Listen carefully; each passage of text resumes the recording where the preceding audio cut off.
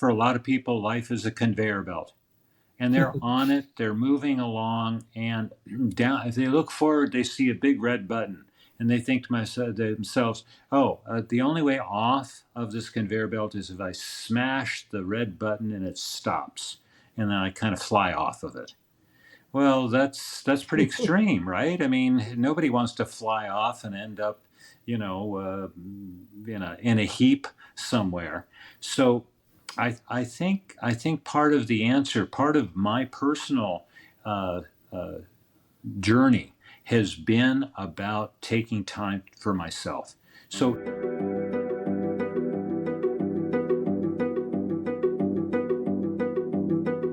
Welcome to Unleash Thyself, a podcast where we journey into the depths of personal transformation, spirituality, and growth. I'm your host, Konstantin Morun, and today I'm super excited to welcome Rand Selig. Rand is an accomplished entrepreneur, coach, conservationist, and board member, and shares his extensive expertise in his best-selling book called Thriving: How to Create a Healthier, Happier, and More Prosperous Life. Now, with an MBA from Stanford, he excels at managing complex projects globally. Rand is relentlessly positive and believes we can all be the author of our own story. Now, wouldn't that be something? So, with that being said, Rand, welcome to the show. It's such a pleasure to have you with us, and I can't wait to have a beautiful conversation. oh, thanks, Constantine. It's a pleasure being here. Yes. So, oh my, so many topics I could dive into right away. But let's actually just start with your book, right? I mean, I love what it stands for, right? Create a healthier, happier, and more prosperous life. What made you want to write this book in the first place? Well, originally the idea was that it would be a legacy project, Mm, and that after collecting articles and making notes of books that I had read that really impacted me and quotes, I thought I'd write up kind of my philosophy of life and share it with family and friends. But yeah. once I wrote the manuscript and shared it with some early readers and a content editor, they said, "No, no, this is a much bigger book. This is a book a lot of people are going to want to read. So please, let's go forward." And Absolutely love it, love it. Now, the ideas behind what you talk about, right, around relationships and how the most important relationship is the one with self, and I truly believe the same thing, which is a new concept for me. To be honest, I grew up in Eastern Europe during the communist era. I just turned 41, and it's only been the last couple of years I've realized the importance of sitting with oneself and building and fostering that relationship. And it's not something that people teach you. Not in Romania and Eastern Europe, not in Canada where I moved when I was 17, and I don't think it's anywhere in the world really. So let me ask you this: when did you realize the power of building that relationship with self? well, I'm not sure how I could identify that time, but uh, I had a very terrific experience in high school. So that's going Mm, back a ways. yeah. I became an excellent student, and I carried the concept of excellence with me through the rest of my life, no matter whether it's in relationships or projects I'm working on. And I think it very much ties to this idea that the relationship, it's kind of like concentric circles. The innermost circle is us, me, you. Yes. And then it goes to another round of close friends or family, and then it goes broader and broader. And I think it's pretty clear when people sit down and think about it. If they don't have a good relationship with themselves, how can they possibly have a good relationship with others? It's going to be tricky, difficult, maybe it's going to be limited. And so I think that observation hit me pretty early on, actually. And I am relentlessly positive, as you mentioned. Yeah. I have very high self esteem. That doesn't mean I have a big ego, but it does mean I have confidence in myself. I believe in myself. And those things I've returned to again and again, especially in difficult times, difficult situations. So for those people that have not built a relationship with themselves yet, or I shouldn't say built, because we all have a version of a relationship with ourselves. Right. But for those that want to do more, and where should one start to look at that, right? Because if it's something that it's not being taught in schools or in Yeah. post-secondary schools, where does one start? Well, I think the platform for it is getting to know yourself. And that means you have to do the work. You have to take time by yourself. It's not a group Mm. concept. In the first chapter of my book, I talk about building character, and there are many exercises, many questions that really dive into it. Questions like, are you introverted or extroverted? What are your values? What are key episodes in your life that led you to where you are? And it may be a place where you can now, maybe you need some help with it, go back to some episodes that were unpleasant, and then all of a sudden changed how you thought about the world and yourself. You just said, oh, I'm not good at this. I can't do that. I'm not a nice person. Whatever it is. I was, one of my Mm. degrees is in mathematics, and I remember as a math tutor, people coming in for tutoring, and within 2 sentences, they say, I'm not good at math. And so I worked with them. We worked together on problems. They began doing problems themselves. At some point, they said, "Well, math is cool." So these kind of turns we need to make sometimes. You got to look hard at what led to where you are. Understand yourself. Know yourself. Be honest with yourself. The only person who could see these notes and see your thought process is you. So you don't have to hide out and say, oh, I was really great when you weren't. You could admit your mistakes and do an inventory of all kinds of things. Who are the most important people that you've met in your life? What are you all about? What are you good at? What are you not so good at? These kinds of questions. The whole first chapter, it's a very big chapter, very important chapter. It's a foundational element to answering that question, Constantine. All right, and I love this so much because I guess to give you some background and to preface this next question, I too have a math degree, and I've tutored math from like when I was 7 years old, and I never thought of it the way like people would come and say, "Hey, I don't love math," or I'm not good at math," and then become good enough to just pass whatever it is that they wanted to pass.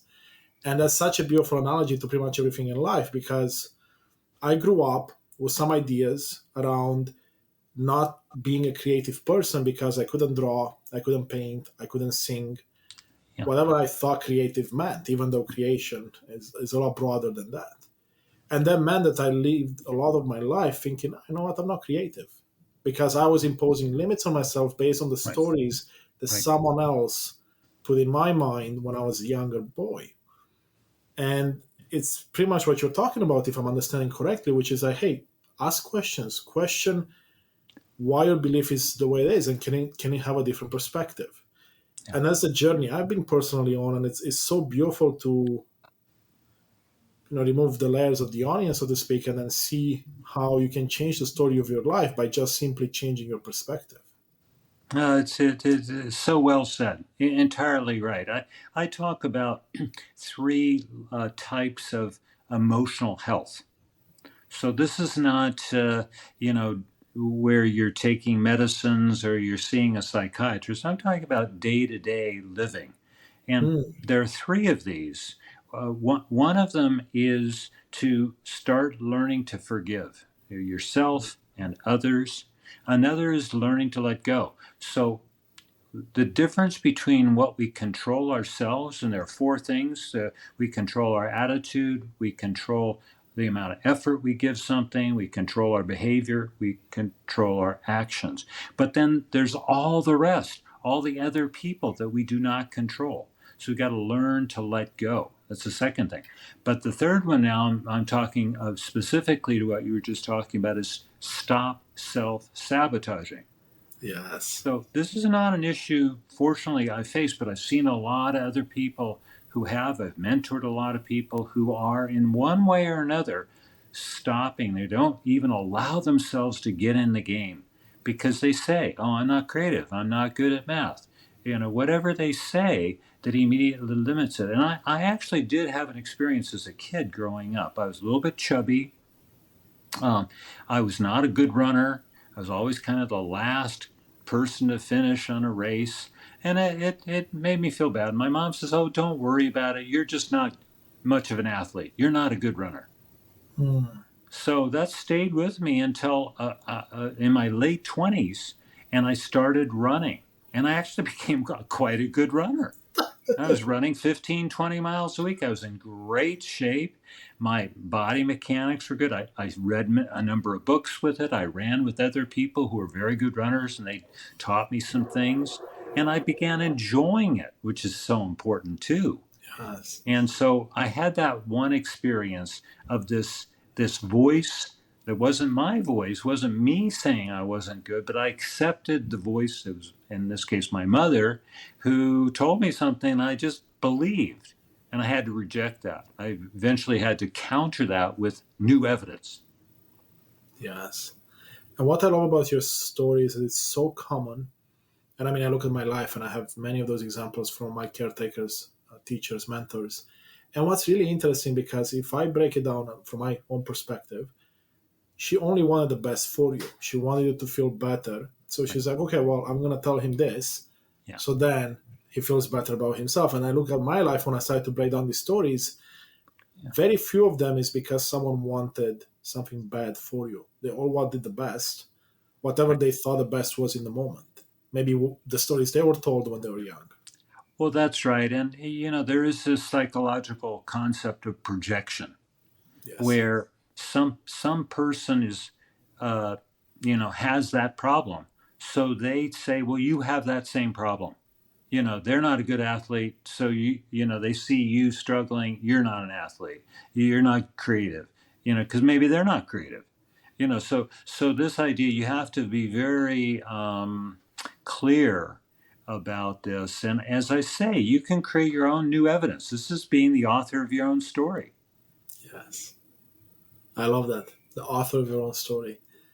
And you talked about the four things that we have control over, which is really interesting, because what I've come to realize myself is that the place where we have the most control over is the one that we spend the least amount of time with, which is our thoughts and our belief system.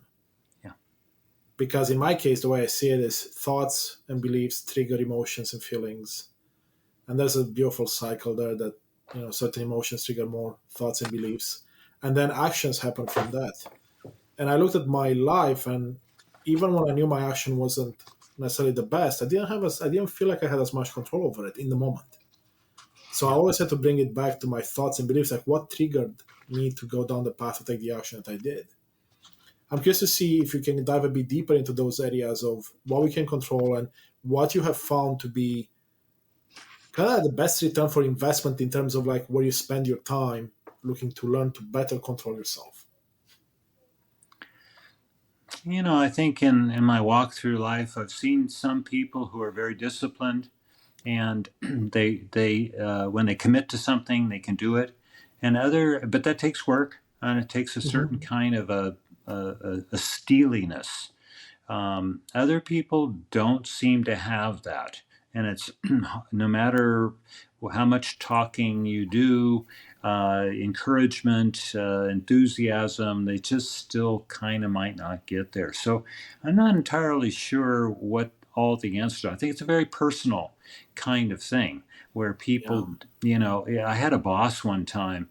He said, I've managed a lot of people in my career, and there's two kinds of people. There's the kind of person who is it's a rocket ship, and they're flying along, and your job as their boss is to do course correction, minor course correction. And when they're flying along, then they can be receptive. The other kind of person is where they're on the launch pad and they haven't launched yet. He says, frankly, I've never been successful getting those people off the launch pad. And I think this relates to this point. I don't really, I wish I'd had some good answers for it. I think it's related to this notion we talk about here in the tech world of the difference between a vitamin and a pain pill. Mm. If something's nice, it's a nice new tech feature or whatever, something's going on for you, and you say, oh, that'd be nice to do that. I don't need to do it. I don't have to do it. That's a vitamin. But Yeah. when the pain is high, when you are aware, you've taken a look at yourself, brought out your high wattage flashlight, and you focused on yourself and say, wow, this I am broken in this way. This is not working for me. This is pain. And now that ups the game. You say, well, I don't want this pain. I'm going to do something about it. That may generate some motivation. It may generate the discipline it takes to stay with it, because it's rare that you just do it one time and you become a great mathematician or a great athlete. No, it takes effort. It takes effort for sure. And I'm curious to see. Okay, so it takes effort. It takes some discipline, some wanting to do it. How much of it do you think is related to, I would say, what's in your heart, meaning Mm, being fully aligned with mm. those values you mentioned earlier, fully aligned with, I call it purpose in this life, or mission, or why, how, whatever people want to look at. How much you think it has to be aligned with that for you to be able to truly give your all for that cause or thing you believe in? Hey, it's Konstantin here, and I want to take a brief moment to truly thank you for being a part of this incredible journey of transformation. You are the reason we are creating this content. I see you and I appreciate you. Your support truly means the world to me. I want to ask you for a small favor. I'd love for you to join our mission by hitting like, subscribe, or leaving a thoughtful comment or review. Your engagement helps others discover these insights, and together we can continue to unlock the power of authenticity and personal transformation. Thank you for being a part of this movement. Now, back to the episode. Well, I think the answer to that is it depends very much on how all encompassing the purpose is, or what you're about. Because the world we live in, you can be doing very well in one component. You Mhm. may be great at the office, you may be great in your career, but all around you are terrible relationships, failed Yes. relationships. So this notion that I think you are alluding to is an all-encompassing. Are you a person who's really thriving in Yes. all the dimensions? This is like personally and with others and out in the world, and as you move forward in life. Those are the four sections of my book. They relate, I think, a lot to the four pillars that you mentioned, the mental and emotional and spiritual and physical. These all, if you're going to be fully alive, you're going to be really vitally alive and engaged with something that's fulfilling, then I think you're all those cylinders are operational and going well. Not every day, because thriving is not the weather, today's weather, it's the climate. It's an average over time. Yes. I love that so much. And the reason I asked that too as well is because as I've embarked on my own journey of transformation, I've been successful in the corporate world, for example, working with Microsoft in a very senior role. But despite having what people would deem a successful life, on the inside I was broken.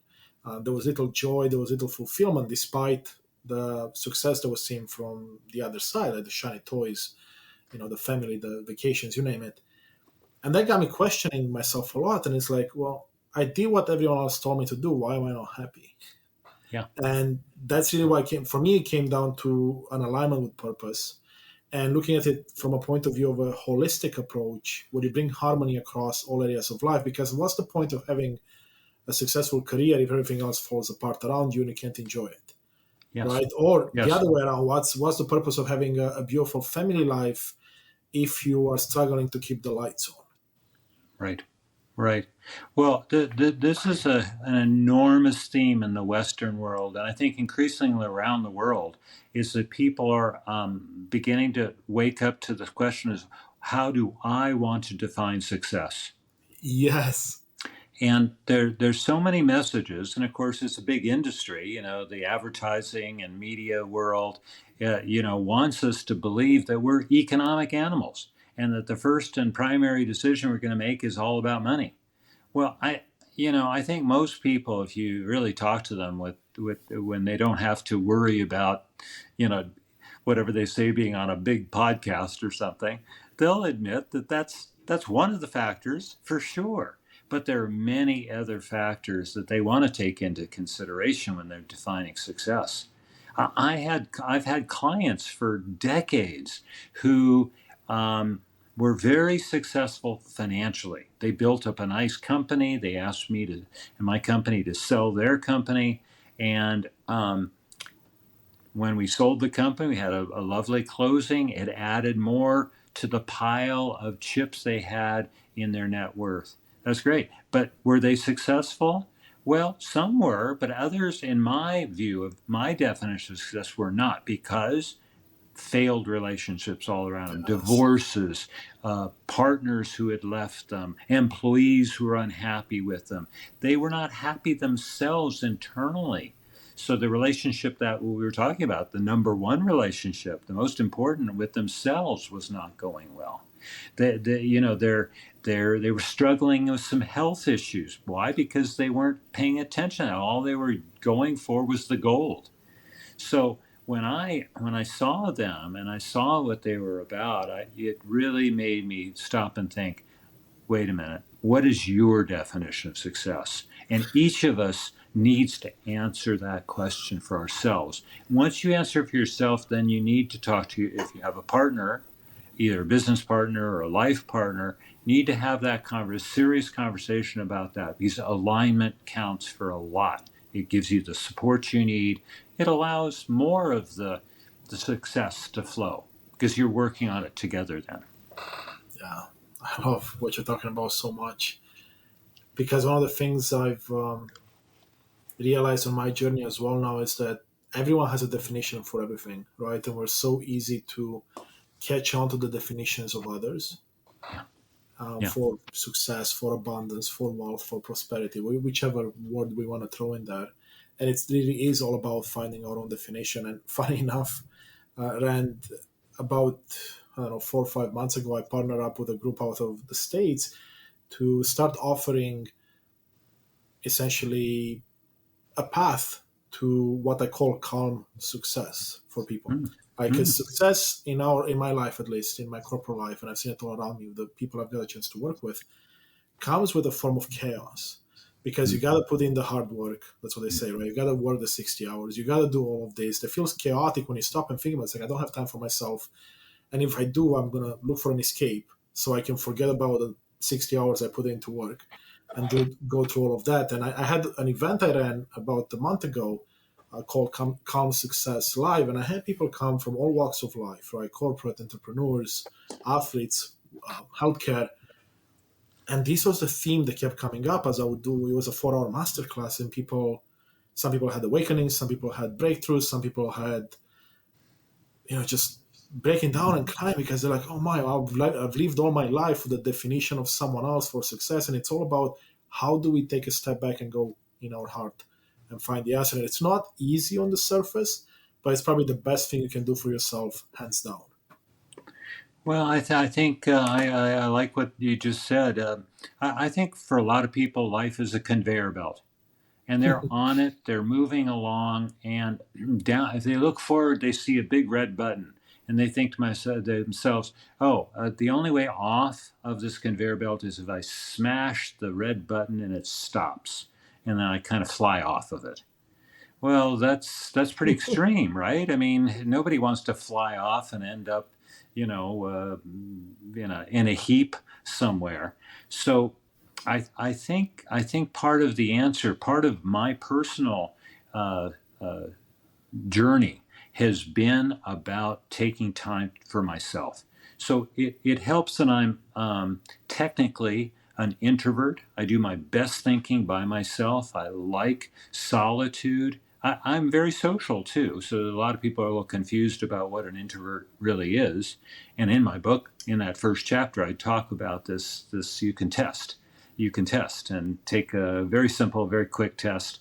Are you extrovert or introverted? If you're introverted, in this world that we live in, you need to take some special precautions so that you can be successful and you can achieve what you need to achieve.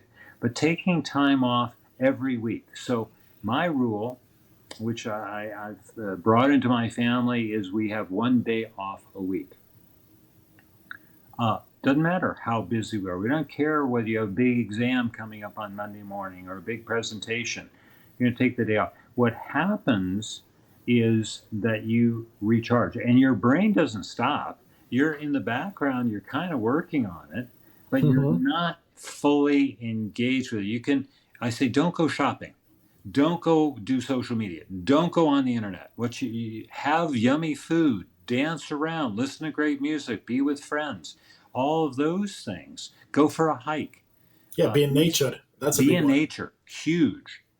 And the other thing that we did, we took 4 what I call sabbaticals. Now, often that term is used for university professor type Yeah. people, but these were 3 to 5 month periods of time when we went overseas to work on a project, environmental project. There was always some skin in the game. It was I didn't charge my services, but they paid for either the airfare for the 4 of us, my wife and me and our 2 kids, or all the expenses once we were on location. And so they had skin in the game. They really cared about the project that they asked me to come for was going to be successful. Mm. And to just unplug from the day to day, the media stuff, the phone stuff, the mail coming in of whatever shape and flavor, to go to a different place, see different things, and meet people with a new purpose in mind. Uh, Unbelievably valuable, and came back completely recharged, often with very different ideas of things I wanted to now focus on. What a gift. That's an amazing gift, absolutely. Wow. And this brings up, I mean, I was looking at your Amazon page, right, with the book, and you have 3 big quotes in there, well, let's call it summaries, right? One we talked about, which is the relationship with the self. And this, what you just talked about, kind of leads to something else, the term enoughness, like what's enough, right? Because in the example you gave, you went away for a few months, Yeah. and someone from outside could look and say, well, don't you have enough already? Because you have the walls, you travel a lot, why do you need to do this? Mm-hmm. Mm-hmm. So, and I'll read what you say here, right? So, enoughness isn't something to live up to, it's something to discover through the process of truthful and compassionate living. Yeah. And that's pretty much what you're talking about with these trips, right? Because you go Yeah. to a place where you normally wouldn't be able to go or wouldn't want to go, perhaps. You get to learn, discover Right. Right. something else, and then all of a sudden come with new perspectives back home and be able to take your business or career to the next level or relationships.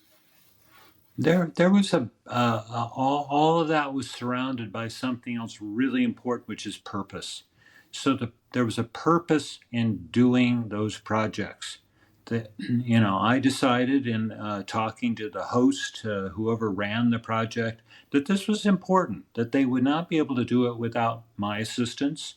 In some cases, my wife was involved too. The kids were a little bit younger, so they were well behaved, but not contributing in a direct sense. Uh, the purpose to do these things meant a lot to me. It was about, one was in South Africa, working on a game reserve and bringing a cultural experience to visitors from outside of South Africa. Another was in Jamaica, building the national park system that had Wow. not existed before. Another was in the Yucatan Peninsula in Mexico, where there was a lot of reef conservation work that needed to be done. And so I could pour myself eagerly into that with the sense of, yeah, I brought something to the table. I have my skills and my talent and my experience, but the purpose was not taking care of some CEO and the sale of his company. This was a whole nother thing. And besides all those things about purpose and learning new things, which you mentioned, it was also a great family time. There was no TV. There was none of those kinds of things. We unplugged from all of that too. We played games together, card games and other things that we could, pack, small things that we could pack in our suitcase. I taught my kids to whittle with a knife. Now a lot of kids learn that growing up because, in their where they live, that's a popular thing to do, maybe like fishing or something else. But these were, boy, time passes in such a sweet way. And family time and conversations we had about things. And at the end of the day, I'd say, well, who impressed you today? Who did you meet that you'd like to spend more time with? What did you learn today? amazing, amazing time together. Well, yeah, because you touched on something so beautiful there, and it's like the idea that you left the distractions behind. Yeah, And in yeah. today's day and age, I mean, that's more important than ever. I mean, I remember last year I joined this program with one of my mentors, and I got to actually, let me rephrase it, I got to have what was called a phone and social media and computer TV detoxification. So the way it worked is for, I guess, essentially 2 months. I would have a fasting of sorts of like 12 hours a day of no anything, not even like books or anything. It's just like I Huh? was like at the beginning, I was like, what do I do with myself? Because I sleep like 7, 8 hours, but then there's another 4 hours. What do I do? I mean, I want to work, I want to do things, Yeah, and then all of a sudden, after a few days, you realize that wow, I can just go walk in nature with my dogs and not have to worry about anything because I don't have my phone with me. I don't have to do that. Or I go home, I don't have to turn on the TV. It's freeing after a while, but it's hard to get there, I would imagine, because we're so used to the distractions. And if something doesn't feel right, you jump on a distraction, which was me, by the way. And still, I catch myself at times. And yeah. for me, one of those things was food, which is something that I'm undoing right now, but it's a process, right? Food, Netflix, other things of sorts. Well, there's a lot of people who are very, maybe because they've accomplished a lot, maybe because they've got another promotion, maybe because they've got another raise, but they're not being. Yes. And so this distinction of doing versus being is a little ditty of doobie doobie doobie doo. You know, to be in a place where you can just be, to slow it down so much that you actually can watch the bug or the butterfly, or take the minutes, it seems like a long time, to see a flower and see all its colors and think, this is amazing, this is magical. It's part of the spiritual domain, I It think. is. It And is. I think that again is a choice we can make. This choice about how to spend our time, and to spend enough time in reflection, enough mindful time, enough time in nature, to so you can be in awe and you can be humble. Part of success is forgetting about the stuff you don't know, or trying to hide it, and then you kind of march forward in some kind of a sort of artificial way. It's not healthy. I mean, you're kind of worried about being discovered as some kind of a person who only knows these five things, even though you're talking about 10 things. Wow, that hits close to home run because imposter syndrome is a very real thing for many, many people, right? And Yeah, I remember I used to be someone that would have a different persona depending on the environment I would show up in. In my yeah, professional life, I would be a certain person because I thought I have to be a certain way to be accepted and looked at as an expert, you name it. And then in different environments, like with my soccer team or with my friends playing cards, I was someone else. And then, of course, I was the real me, usually only at home or very close friends. And that gets very tiring very fast hmm, because you're yeah, holding up so many stories and you're like, well, which one is you? yeah, And yeah. once I let go of all of that a few years back and embraced vulnerability and authenticity, everything became so much easier. All of a sudden, people connect with you at a deeper level. Opportunities show up left and right. It's just on another level. So I love that you went there because that's huge. Well, I think it's one of the absolute cores to having a deep and enduring relationship with somebody else, is this vulnerability. That you can say, I don't know.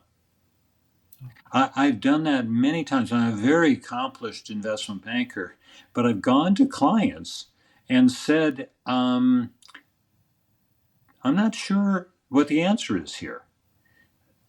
To me, as I've thought about it, I've gotten to know your company, I've gotten to know you and what your objectives are.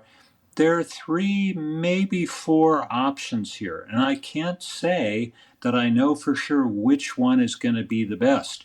So we're going to have to be relaxed and maybe experiment.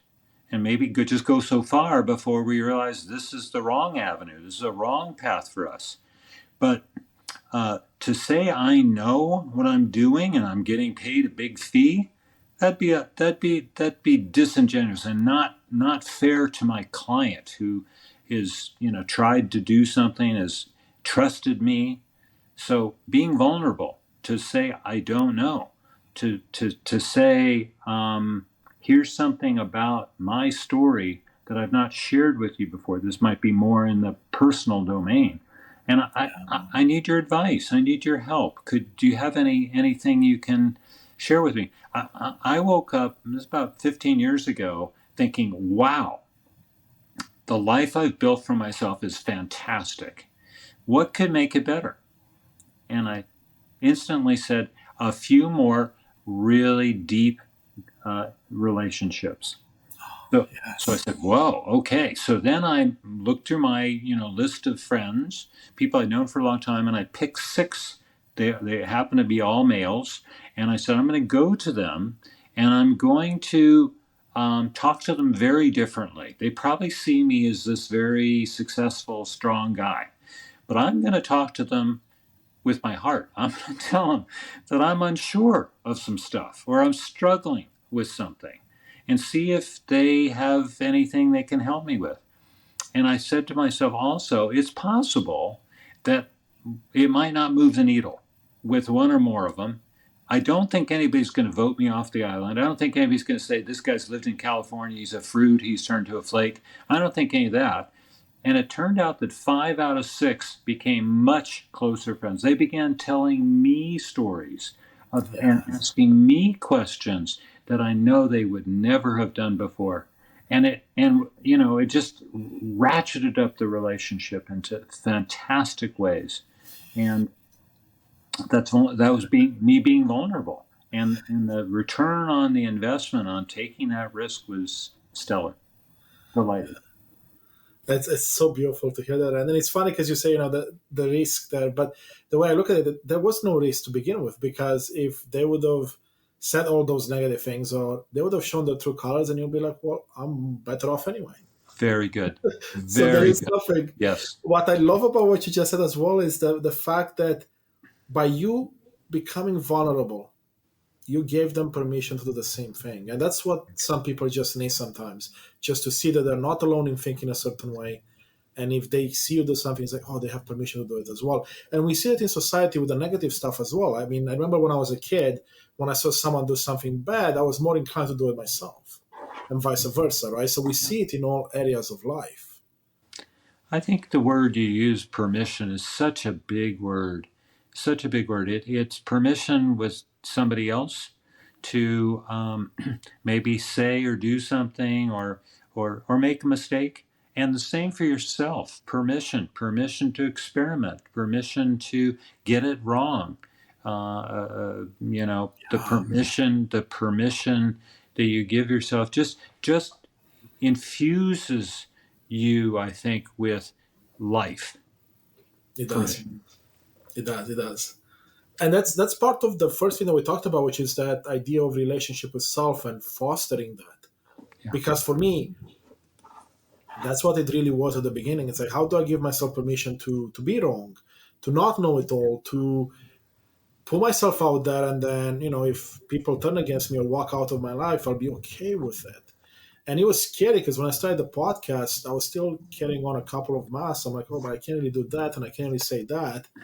And that quickly evaporated because it was just an illusion I was creating for myself, and it required a lot of introspection. But I'm so happy I went down that path, because the more authentically I share my stories, my struggle with depression, with suicidal thoughts, with my weight, with everything else that I've gone through, Yeah. I'm not alone in the journey, right? Which means that if I've found a way to come on the other side, it may actually benefit at least one person, and one person is enough. That is true. One person is enough. Yes, absolutely. I think it helps too to just take on the mantle of being a lifelong learner. Yes. Now, so there are several facets of this that are really, I think, very juicy. One is just being curious. Just being curious about life just makes life so much more fun. And when I ask people about it, I say, when you were curious, what were you doing? They say, oh, we were traveling. We went to a different place. We saw people dressed differently, eating different food, maybe speaking a different language. And I said, right on, right on. So you don't have to travel to have that experience. It's just right there in your backyard. You're just looking at life a little differently.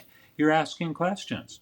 You're being interested in something, and so being curious is huge. In fact, it's so important. It's one of the many studies have shown that it's one of the seven personal qualities that leads to lifelong achievement and satisfaction. Being Yes. curious. Being a lifelong learner means you keep growing.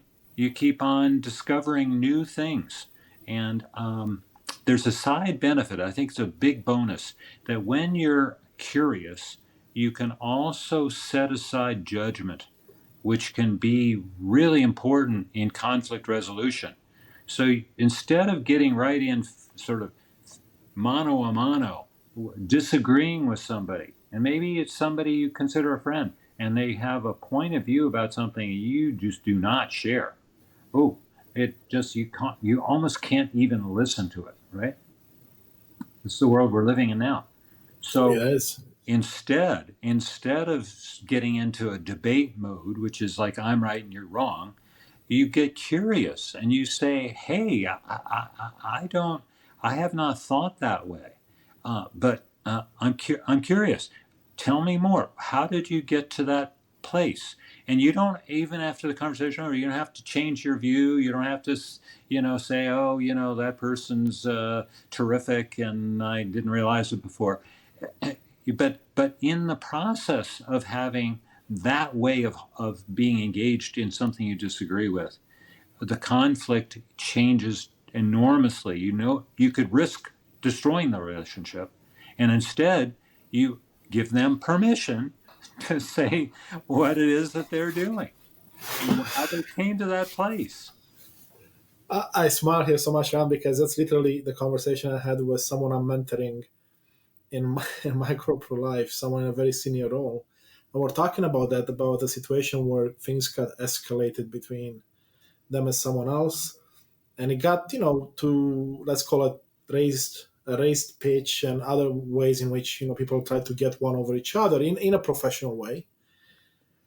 And one of the things that we're talking about is this idea of like, hey, when someone gets like that with you, instead of responding with fire, fighting fire with fire, come from a place of love. And what you're talking about to me, like being curious, is from a place of love. Because I'm like, wow, if you have a different opinion than me, and we're about to argue, let me understand better. Because maybe I'm wrong, maybe I'm not, but at least I get to understand more of you. And every time I've tried this, and I've done this, because not tried, I've done this in my life, it de escalates the situation pretty much every single time.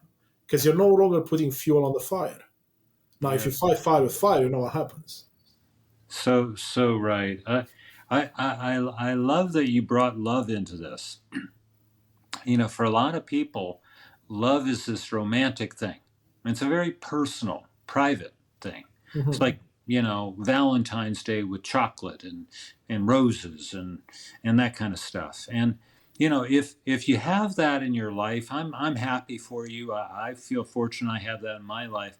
But there's something even bigger, which is love as a way of being. And what that means is that you're listening, you're asking questions, you're being kind, you're being generous, you're being respectful, you're performing acts of loving kindness. You hear somebody's about to have a surgery or is in the hospital or their parent died or, whatever. You do something about that. You maybe write them a note, maybe you call them, you say, what can I do to help? How can I be there for you now at this difficult time? Acts of loving kindness to Mother Nature, to animals, to other people. This is a way of being. And Mother Teresa, the great Mother Teresa said, the smile is the beginning of love. And Yes. yeah, so just bring the, like you are right now, bring that smile in, and all of a sudden it just, talk about de-escalate. It opens, it warms. I think there's probably some physical biological thing that happens, and you become more attractive. I mean, I'm walking around smiling at people, and some people ask me, "Do I know you?" So I get that, and I get all kinds of people at different ages, men and women, just smiling back. I know I've made something important happen to them just because I was not smiling out of flirtation or because I wanted something. Just, Yeah. just I'm being loved.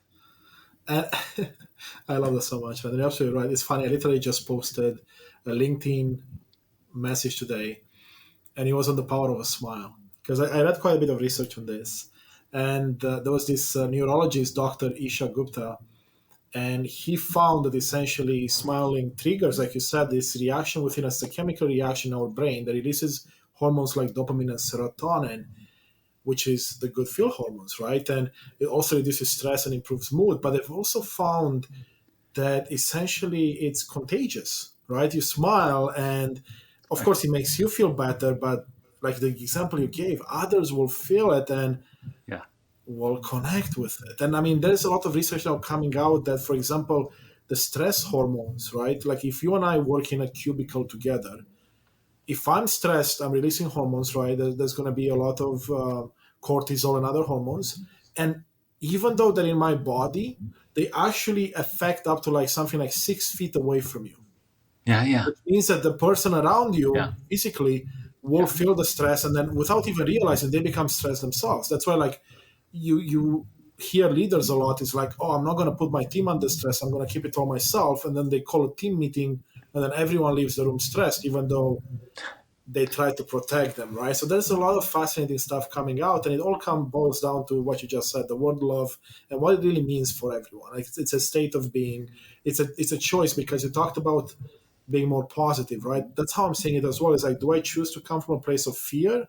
Right. So like looking at Right. the negative side, or do I choose to Right. come from a place of love and understanding that Right. because you did something or said something or whatever to me, there's a reason behind it. And if I get triggered, that's an opportunity for me to look and say, wow, I should probably reflect on this because there's something about me that I need to learn. Good.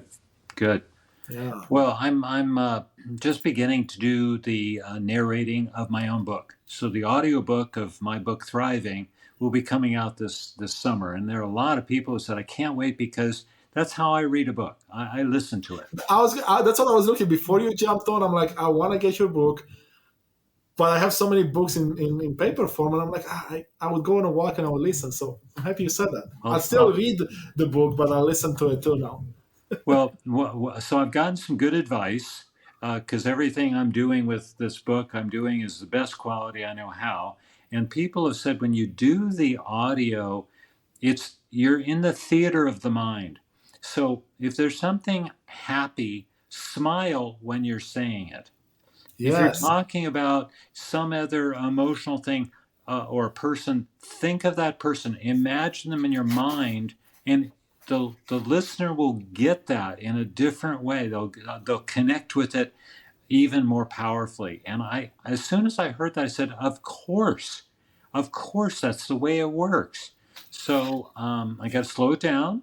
I got to, trust the sound engineer to cut out the pauses and re-record the parts that need to be re-recorded. But it's the theater of the mind is so important, as you say. 6 feet around, it just it transfers in really important ways. It does, because like what you reminded me of now is the idea that only about, this is again based in research, only about 7% of what you say is actually the words you use. Yes. And it's something like 35% is the intonation and all the emotions that go behind. And like about like, I don't know, whatever the left is, like 50% plus is the physiology behind it, Yeah. like the smiles, like how you are, like again, of course, your thoughts and beliefs. Like, are you pissed off in the moment you're trying to read this, or you're trying to perform? Like that comes through, and people will pick up on it without you even realizing it. Well, I think there's a part of our human evolution where the limbic brain, the very Mhm. primitive reptilian brain, picks up all kinds of things. It picks up fear. It's I think maybe where fight or flight Or freeze, resides yeah. from. And when you meet somebody, within really a second or less, you say to yourself, I don't trust them, or Yes. I like them, or Yes. I want to spend more time with them. I mean, it's just like that quick. And I think it goes back to that very primitive thing, which is not going to go away. It doesn't matter how much we develop as a society, or neuro programming or any of that stuff. Well, yeah, I mean, that also goes into the spiritual realm, right? Because there's the intuition, of course, which is what you are alluding to a bit, because your intuition will know before you even realize what's happening. There's this whole idea that our auras, our souls are as big as a house. So Yeah, before we even get a chance to be face to face, my aura interacts with yours, so we get to feel the energy, because everything is energy. So we get yeah, to feel the vibration, the frequency, and that's why, like, for example, I've never been a spiritual religious person growing up. I mean, as a Romanian, Eastern Europe, we went to church a few times, but then I was an agnostic most of my life until I had my spiritual awakening a couple of years ago. But I always remember telling this to friends and family. I'm like, every time I meet a person, I know within 5 seconds if this person is someone I want to spend time or not, and especially I know if they're a good person or not a good person. yeah, And every time it would be true, and I'm like, how? And people would look at me and be like, you're weird because we don't get that. And I'm like, I don't know, that's how I feel. Now, of yeah. course, I understand a bit more as to why that happens, because I'll be honest, not everyone has that. They have different ways to interpret that. And Right. I know that some people block that information, right? And I didn't block it because I didn't know how to, I guess. But there's more things like that keep coming up. And like when science catches up with this, you're like, I know now what's happening. It's beautiful. I think part of what you're referring to now is an openness, whether you're open Mm, or not. They have these they call it the five big personality aspects, and they call it ocean. okay. OCEAN. It's Yeah. again in that first chapter of my book. And O is for whether you're open or not, open to Mm, new experiences, whether you're willing to kind of open the kimono yes. to the world around you, other people. Again, that sort of vulnerability a little bit. All these things make you appealing, and you can tighten down the hatches and hide or pretend, and people know that. People know that. Yeah. Intuitively, for sure. Now, honestly, Rand, I could talk to you for, for hours here. Yeah. And I do want to end on a beautiful note here, because that last piece from your Amazon beautiful graphic there touches on a subject that's very dear to me now, and I've taken for granted most of my life, which is gratitude and being grateful for the things around you. And you mentioned how gratitude does not depend on external circumstances, which Yeah. is such a beautiful way to sum up gratitude, because it's so easy to, again, externalize all of it, but really it comes down to first internal things by the sounds of it, right? Can you tell us a bit more about how you see gratitude and how you practice gratitude? Yeah, gratitude is such a pillar of life. I was talking to somebody recently who said that they kept a journal every day. They wrote something they were grateful for about their wife, and at the end of the year on her birthday, he gave it to her, and she cried. She cried, Mm, and he said it so was not beautiful. only a great gift for her; it was a great gift for me, because all of a sudden, and some days it was something very small, very silly.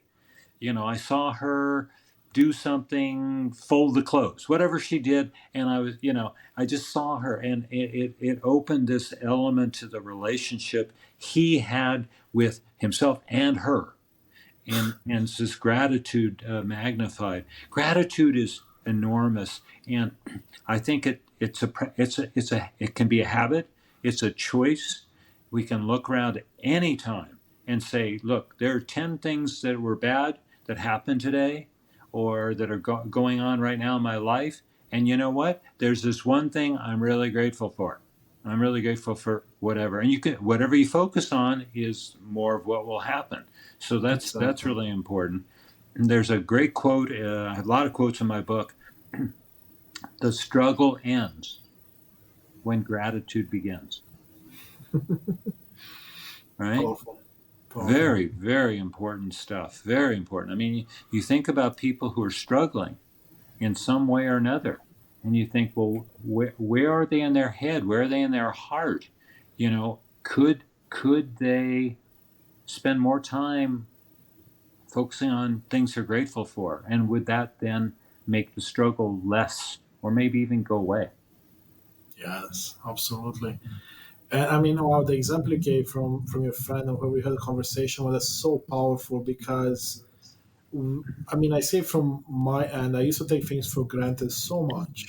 And Mm-hmm. when you stop and evaluate situations, you're like, oh my God, like this is so beautiful. I'm so grateful that I have the pillow to sleep on the bed. They're very simple things, of course, up to the, partner or your career or whatever it is that you want to look at. And it also brings you back to what you mentioned a couple of times already, which is the power of perspective.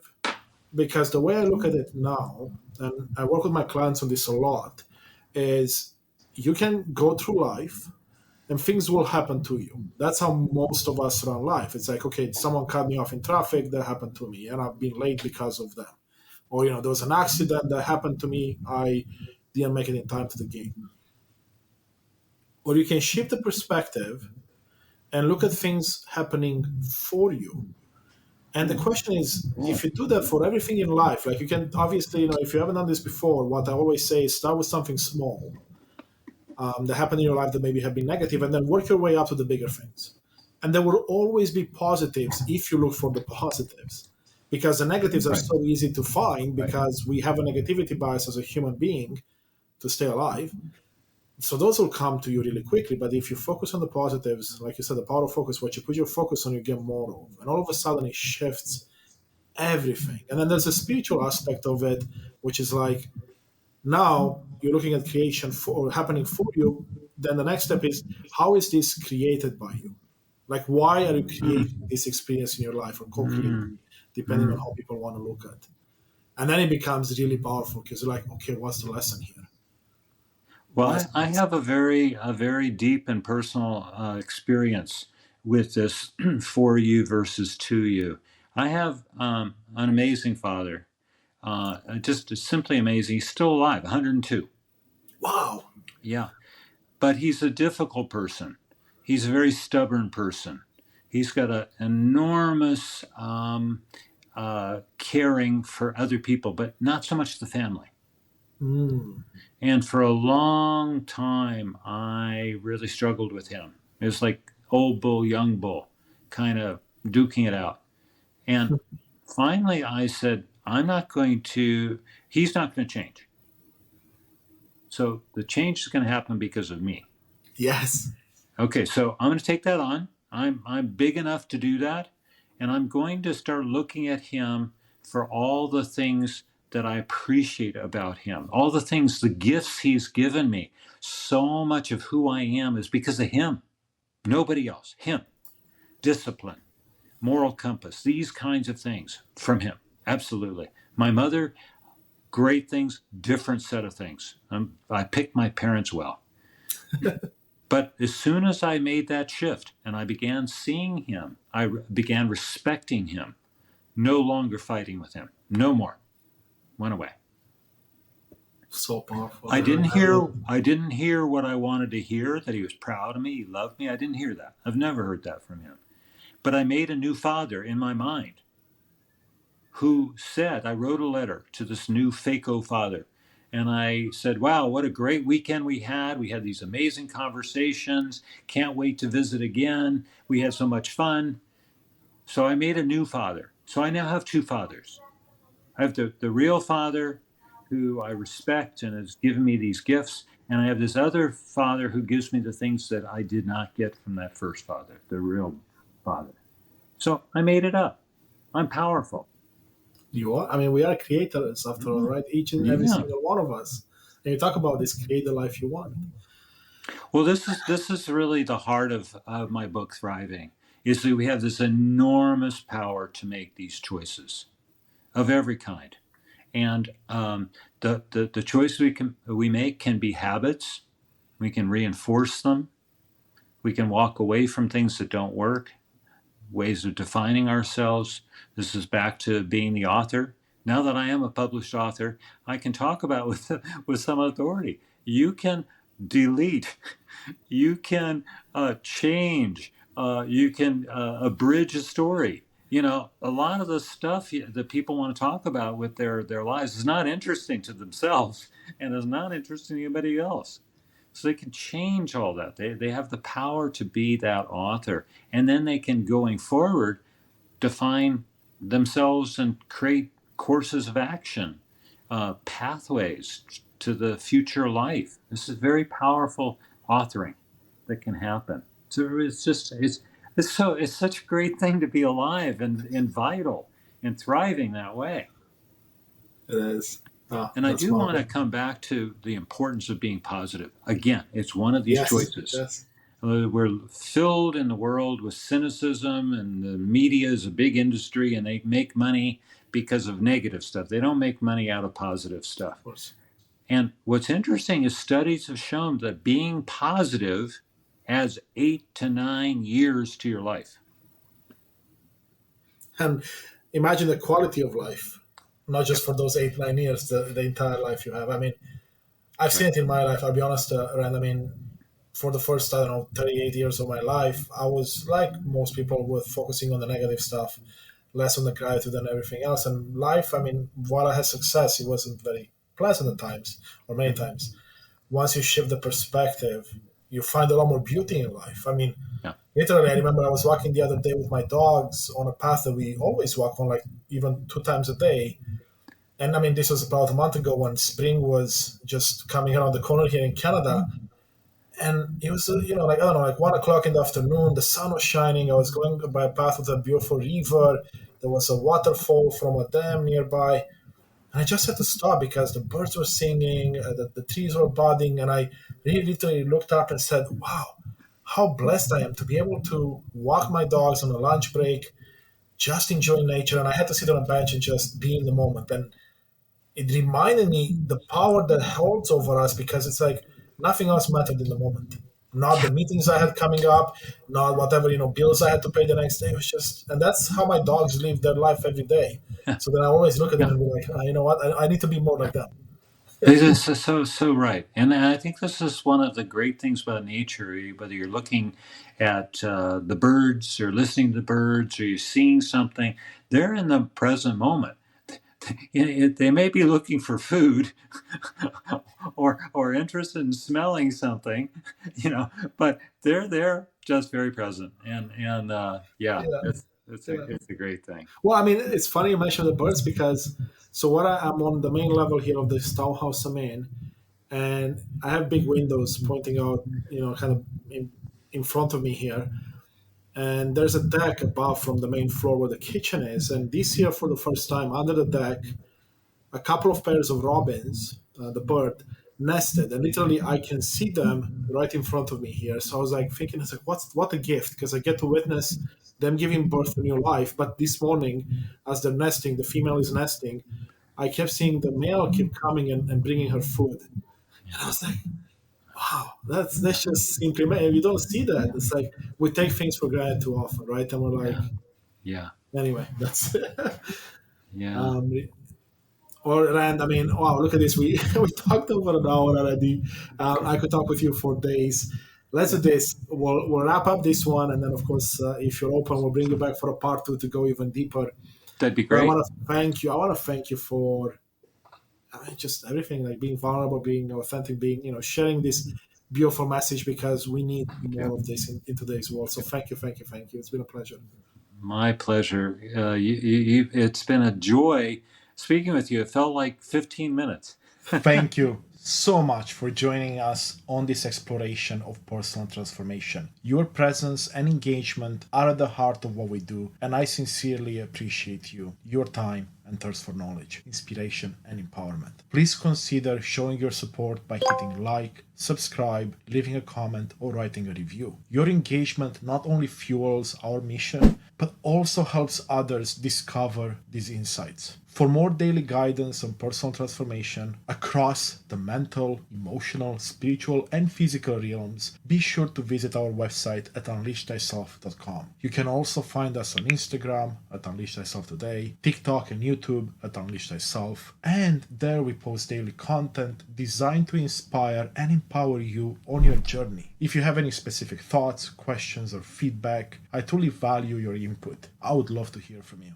Together, we're building a community united in authenticity and purpose. Once again, thank you for being a part of this movement. Until next time, continue to embrace your true self and live a life on purpose, with purpose. See you in the next episode.